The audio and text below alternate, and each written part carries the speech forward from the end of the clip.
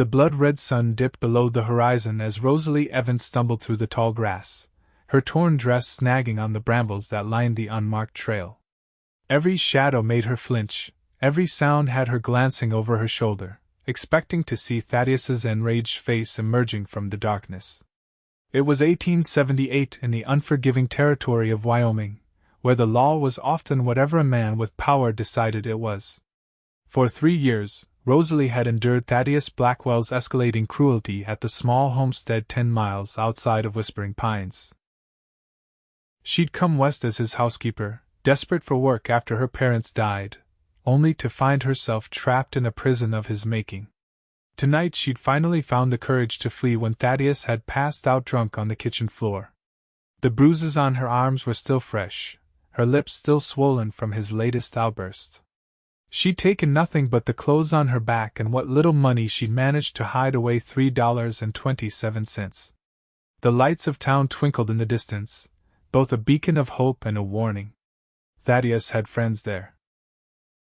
Men who would turn a blind eye to her bruises, who would drag her back to him without question. Her foot caught on a rock, sending her sprawling into the dirt. Pain shot through her ankle as she bit back a cry. Rosalie pushed herself up, wiping away tears of frustration. She couldn't stop now. Thaddeus would wake eventually, and his rage would be terrible.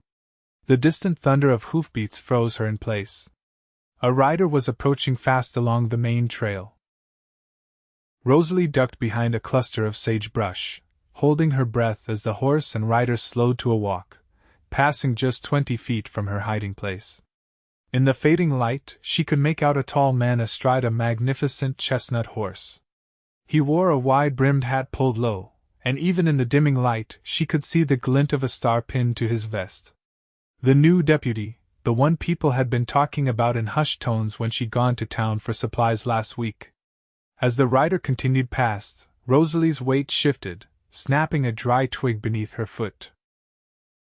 The sound, though small, carried in the quiet evening air. The horse stopped abruptly, its ears pricking forward. "Who's there?" The man's voice was deep but not threatening. "Show yourself." Rosalie considered remaining hidden, but if he dismounted to search, he'd find her anyway. Better to face him now than be discovered cowering like a fugitive. She stepped out slowly, hands trembling at her sides. "Please, sir. I mean no harm." The man turned his horse toward her, and Rosalie could now see his face in the last light of dusk. He was younger than she'd expected, perhaps 26 or 27, with a strong jaw shadowed with stubble and eyes that seemed to take in everything. "Madam," he said, tipping his hat, "you're a ways from town to be out alone at this hour." Rosalie began, but stopped when the man dismounted in one fluid motion. Up close, she could see the concern etching his features as he took in her disheveled appearance, and the bruises she couldn't hide. "You're hurt," he stated simply. "It's nothing," she replied automatically, the response beaten into her over years with Thaddeus. The deputy stepped closer, keeping his movements slow as if approaching a skittish horse. "My name's Deputy Yates Whitaker.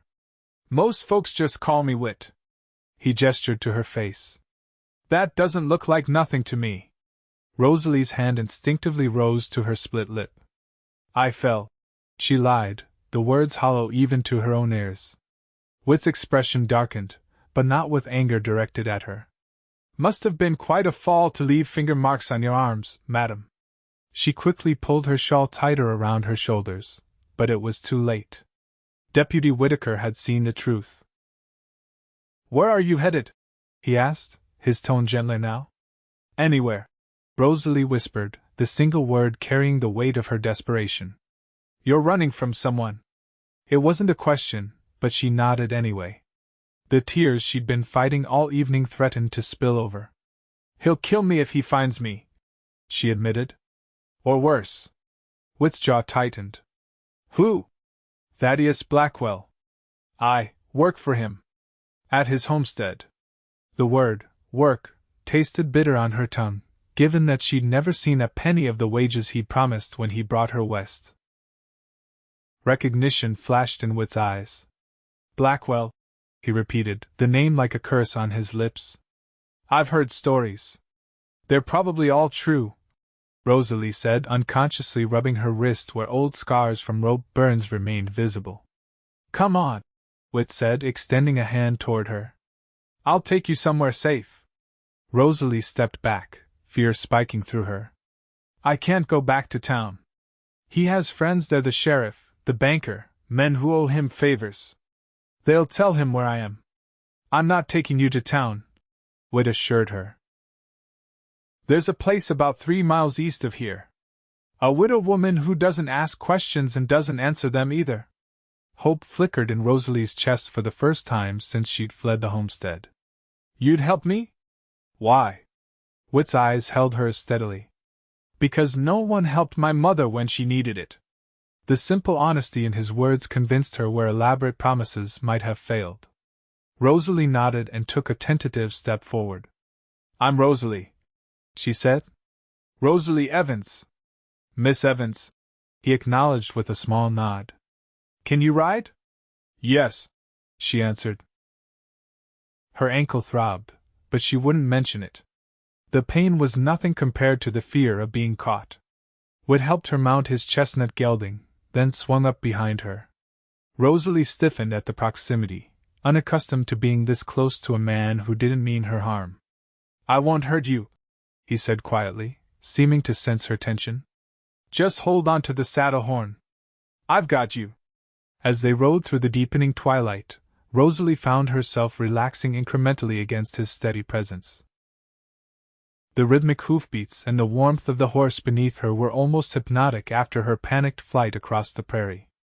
How long were you with Blackwell? Whit asked, breaking the silence. 3 years, she answered. I came out from Boston after my parents died. There weren't many options for a woman alone. She paused, considering whether to continue, then decided the truth couldn't make her situation any worse. He advertised for a housekeeper. Promised good wages and respectable treatment.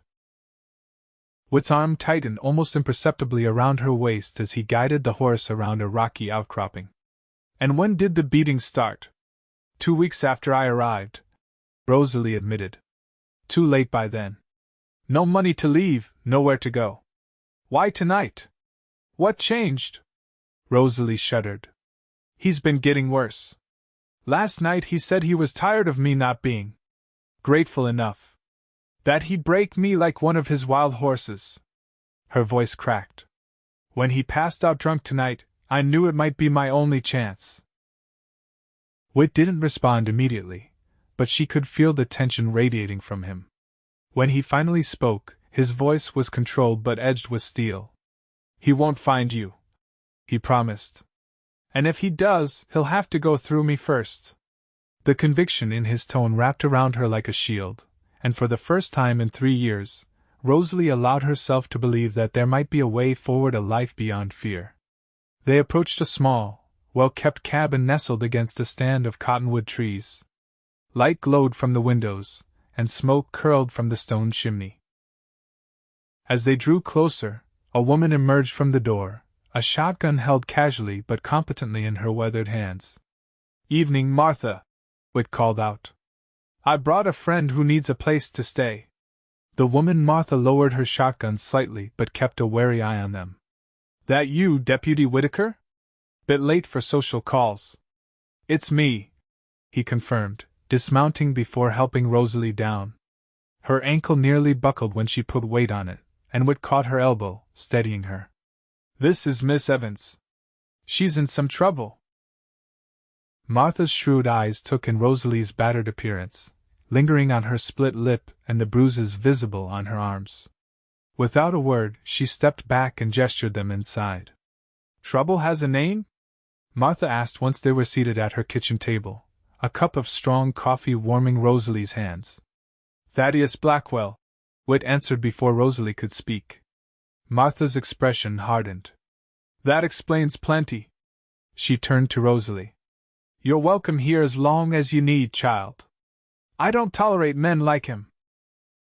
Thank you, Rosalie whispered, overwhelmed by the kindness of these strangers. I should get back to my rounds, Whit said, rising from his chair. Blackwell's likely to start looking for you once he wakes. I'll keep an eye out, throw him off the trail if I can. Fear clutched at Rosalie's heart. He'll be furious. Let him be, Whit replied, his hand briefly touching her shoulder. He can't hurt you here. As he turned to leave, Rosalie caught his sleeve. Deputy Whitaker. Whit, he corrected gently. Whit, she repeated. He'll whip me for leaving. That's what he promised if I ever tried to run. Something dangerous flashed in Whit's eyes. Then he'll never lay hands on you again, he said, his voice a solemn vow that sent a shiver down her spine, not from fear, but from the fierce protection it promised. After the deputy left, Martha showed Rosalie to a small but clean bedroom and provided her with a nightgown and fresh clothes for the morning. They belong to my daughter, she explained. She's out in California now, married with 3 little ones of her own. I'll repay you somehow, Rosalie promised. Martha waved away her words. You rest. We'll figure things out tomorrow. Despite her exhaustion, sleep eluded Rosalie. Every creak of the cabin, every whisper of wind against the windows had her tensing, expecting Thaddeus to burst through the door. When she finally did drift off, her dreams were filled with his raging face and punishing hands. She woke to sunlight streaming through the small window and the smell of bacon frying. For a disoriented moment, panic seized her. She should have been up hours ago preparing Thaddeus's breakfast before reality returned. She wasn't at the homestead anymore. She was free. Martha greeted her with a plate of food and a no-nonsense attitude that reminded Rosalie of her own mother. Eat, she instructed. Can't think straight on an empty stomach. As they ate, Martha outlined their situation with pragmatic clarity. Blackwell's got influence in these parts. Money talks, and he's got plenty of it from that silver mine he struck 3 years back. But he ain't the law, no matter what he thinks. The law hasn't been much help to women like me, Rosalie said quietly. That was before young Whitaker came to town, Martha replied. He's different from the other badge wearers we've had. Got a sense of right that don't bend with the wind. They were interrupted by the sound of approaching hoofbeats. Martha was on her feet instantly, shotgun in hand. Stay inside, she ordered, moving to the window to peer out. Her shoulders relaxed. It's the deputy. Whit looked tired when he entered, as if he hadn't slept. He removed his hat, running a hand through his dark hair before addressing them both. Blackwell's on the warpath, he reported. Came into town at dawn, shouting about his ungrateful servant girl running off with his money. His mouth twisted. Claimed you stole $50 from his lockbox. Rosalie gasped. That's a lie. I only took what was rightfully mine, what little I managed to save from selling eggs and mending for the neighbors. I believe you, Whit assured her. But he's got Sheriff Dalton organizing a search party. They're checking the stagecoach office, the train station, every boarding house in town. Martha snorted. Dalton wouldn't know justice if it kicked him in the backside. Always in Blackwell's pocket. Which is why I came to warn you, Whit continued. I don't think they'll look here. Martha's reputation for independence is well known, but we should be prepared. What can we do? Rosalie asked, dread pooling in her stomach. I've been thinking about that, Whit said, sitting down at the table. There are really only 2 options. You can leave the territory, head east or west, start fresh somewhere Blackwell can't reach you. Or? Martha prompted when he paused. Or we expose him for what he is. Make it so he's the one who has to leave. Rosalie shook her head. No one will take my word over his. I'm just a housekeeper with no family, no connections. He's a wealthy mine owner who employs half the men in the county. You're not the only one he's hurt, Whit said quietly. There have been others. Women who worked for him, some of the Chinese laborers at his mine. Most were too afraid to speak up, but if we can find some willing to stand with you. It's a risk, Martha observed. If it fails, her situation would be worse. If it succeeds, she wouldn't have to run, Whit countered. She could build a life here, not always looking over her shoulder. Rosalie considered his words. The thought of confronting Thaddeus terrified her, but the idea of running forever, of never feeling safe, was equally frightening. I need time to think, she said finally. Whit nodded. Of course. But we may not have much time before Blackwell expands his search beyond the town. After he left, promising to return the next day, Rosalie helped Martha with chores around the cabin. The physical work was familiar and oddly comforting, giving her hands something to do while her mind churned. You're favoring that ankle, Martha observed as Rosalie hung laundry on the line behind the cabin. Let me have a look at it. Despite Rosalie's protests that it was nothing serious, Martha insisted on examining the swollen joint. Just a sprain, she diagnosed. But you need to rest it properly or it'll take twice as long to heal. As Martha wrapped the ankle with strips of cloth, Rosalie found herself sharing more of her story. How she'd come west full of hope after her parents died of influenza within weeks of each other. How Thaddeus had seemed like a respectable employer at first, until his true nature emerged once they were isolated at the homestead. How he'd systematically cut her off from any potential allies, monitoring her rare trips to town, intercepting mails she tried to send east. Why didn't you leave sooner? Martha asked, though her tone held no judgment. He kept my wages, claimed I was paying off my passage west, Rosalie explained. Then it was fines for breaking dishes or cooking meals wrong. I never had enough money to buy a ticket out.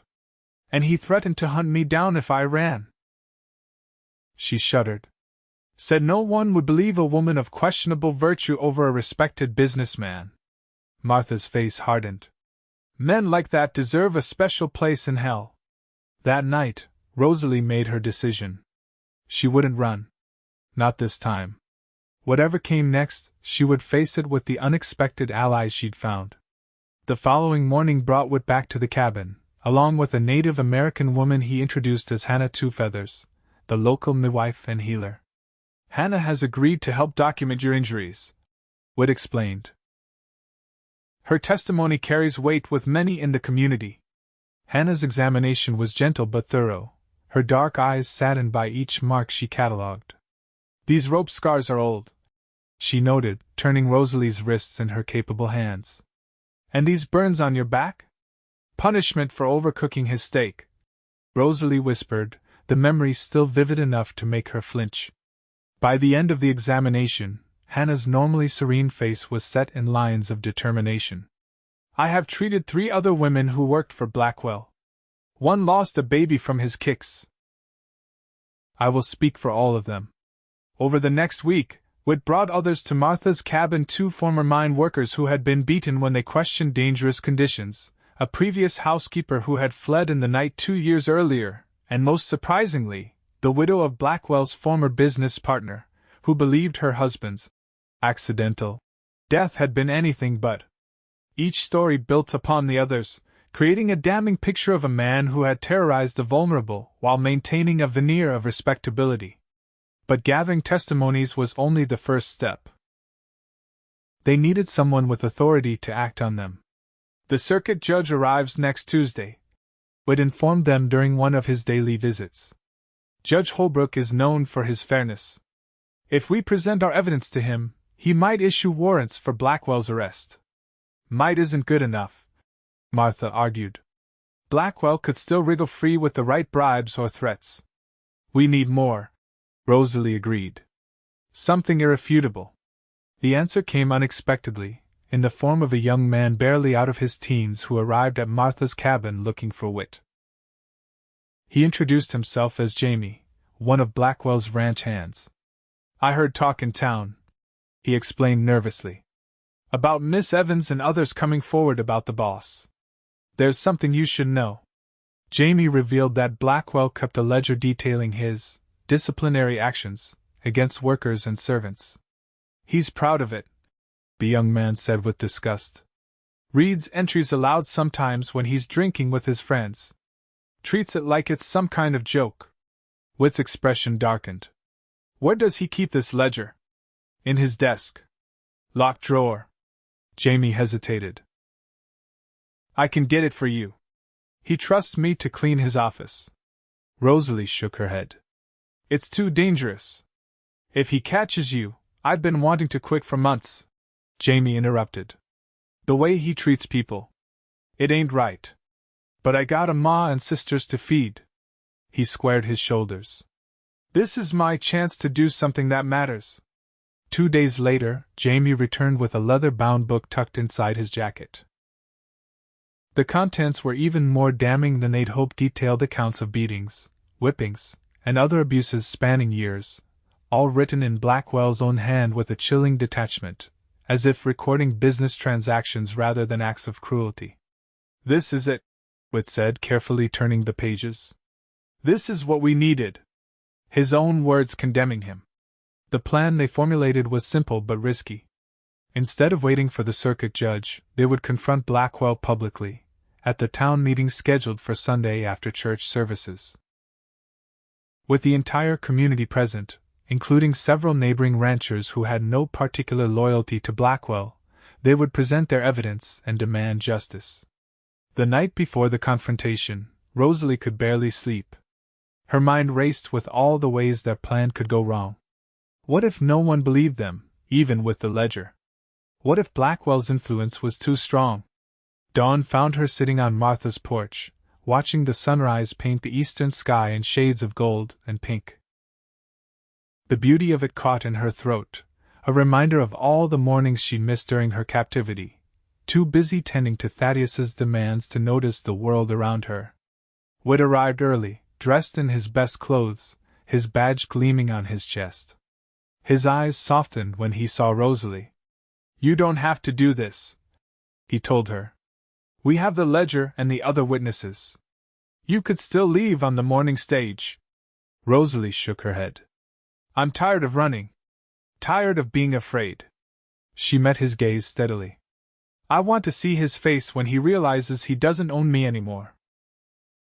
The journey to town was tense, the three of them, Whit, Rosalie, and Martha, traveling together in Martha's wagon. As they approached the outskirts of Whispering Pines, Rosalie's heart began to pound so loudly she was certain the others could hear it. The town square was already filling with people when they arrived, families in their Sunday best gathering for the monthly meeting where community matters were discussed. Rosalie kept her head down as Whit helped her from the wagon, conscious of the curious stares directed their way. Sheriff Dalton was on the steps of the town hall, deep in conversation with a portly man in an expensive suit, Mayor Wilson. Nearby stood Thaddeus Blackwell himself, looking every inch the prosperous businessman in his tailored clothes, his dark beard neatly trimmed. The sight of him sent ice through Rosalie's veins. For a moment she froze, the old fear paralyzing her. Then she felt Whit's hand at her elbow, steadying her. Remember, he murmured, he can't hurt you anymore. Martha moved to her other side, shotgun casually propped against her shoulder. Head high, child. You've done nothing wrong. Drawing strength from their presence, Rosalie straightened her shoulders and walked forward. It took only moments for Thaddeus to notice her. His face contorted with rage, then quickly smoothed into a mask of injured concern as he realized they had an audience.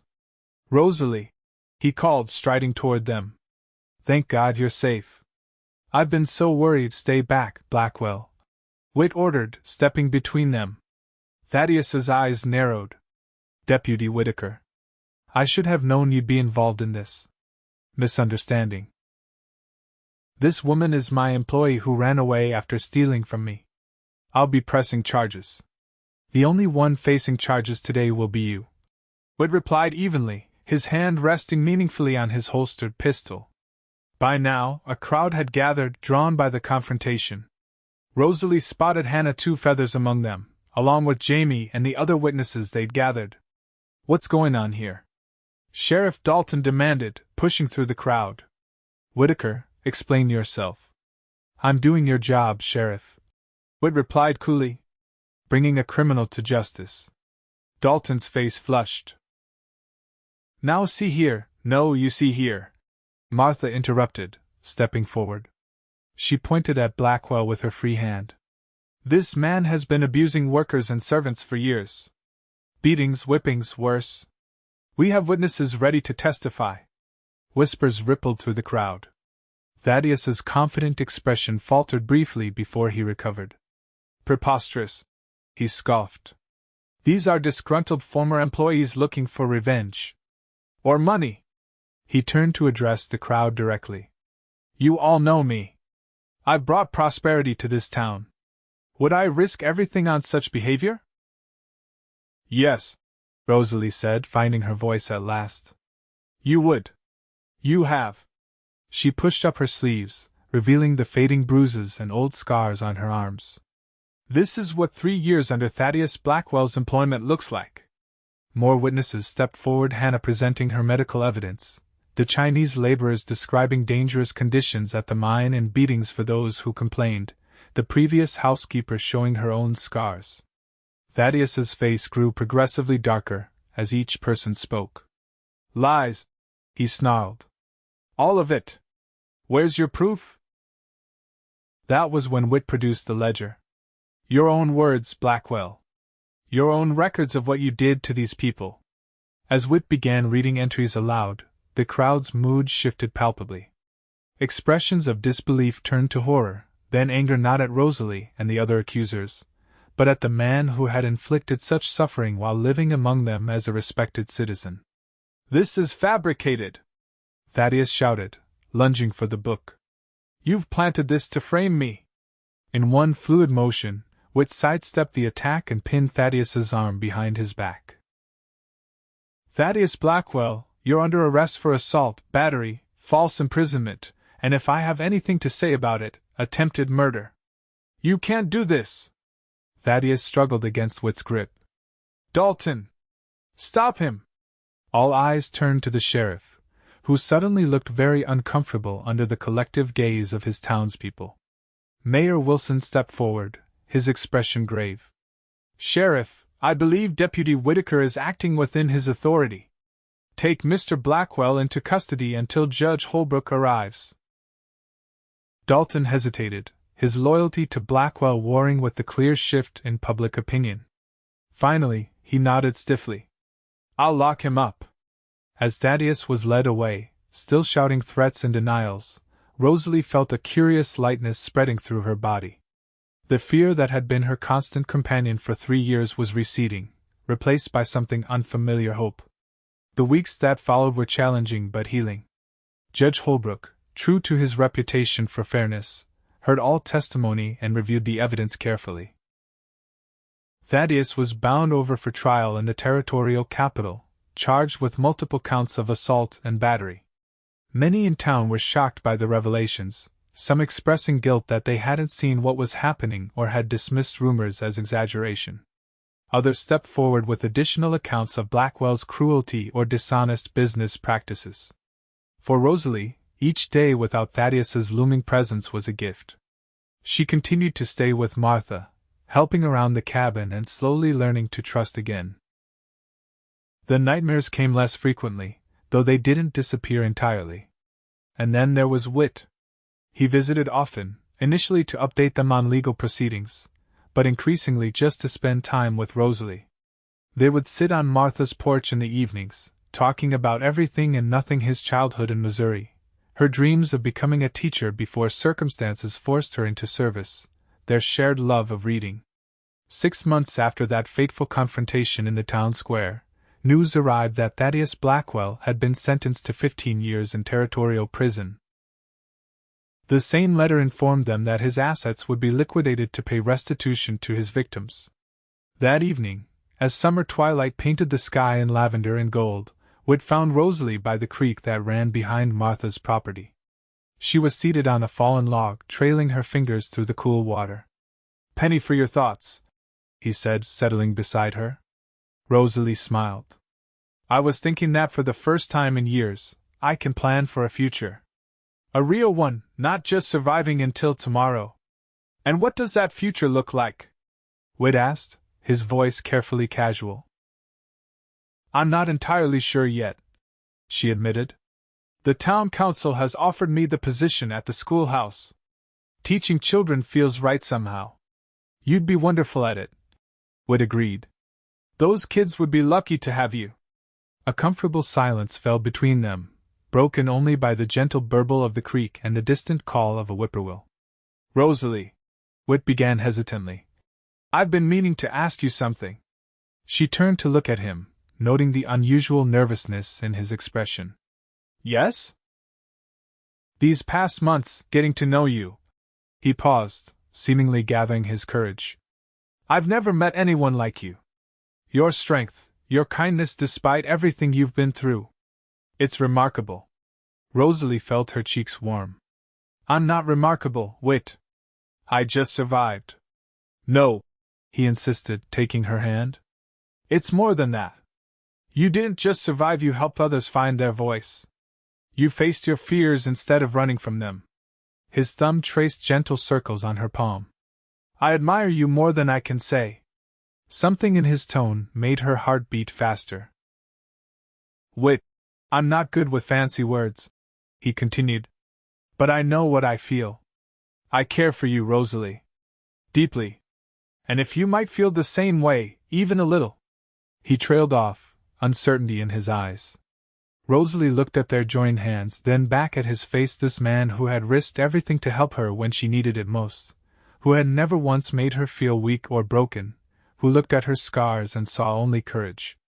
"I do," she whispered. "Feel the same way." The smile that broke across his face was like sunrise. Slowly, giving her every chance to pull away, he leaned closer. Their first kiss was gentle, a question more than a demand, and when they parted, Rosalie felt tears on her cheeks, not from fear or pain, but from a joy so intense it overwhelmed her. "I never thought I could feel this way," she confessed. "Safe. Cherished. That's exactly what you deserve," Whit told her, brushing away her tears with his thumb. "And if you'll let me, I'll spend the rest of my days making sure you never doubt it." 1 year to the day after Rosalie fled Thaddeus Blackwell's homestead, she stood in the small church of Whispering Pines wearing a dress of pale blue, wildflowers woven into her hair. Martha sat in the front pew, beaming like a proud mother. Hannah Two Feathers and her husband stood as witnesses, along with Jamie, now foreman of the former Blackwell ranch that had been purchased by a cooperative of local farmers. As Whit took her hands in his eyes never leaving hers, Rosalie thought of how far she had come from a terrified woman running for her life to someone who had found not just safety, but belonging. "Love. I do," she said clearly when the moment came, her voice strong and sure. Later, as they danced under lantern light at their wedding celebration, Whit pulled her close and whispered, "You know, that night I found you on the trail, I never imagined we'd end up here." Rosalie smiled up at him. "That night, I couldn't imagine surviving until morning. You showed me there was another way." "We showed each other," he corrected gently. "And we'll keep showing each other, every day." As the music swelled around them, Rosalie Evans Whitaker leaned her head against her husband's shoulder, no longer running, no longer afraid, finally home.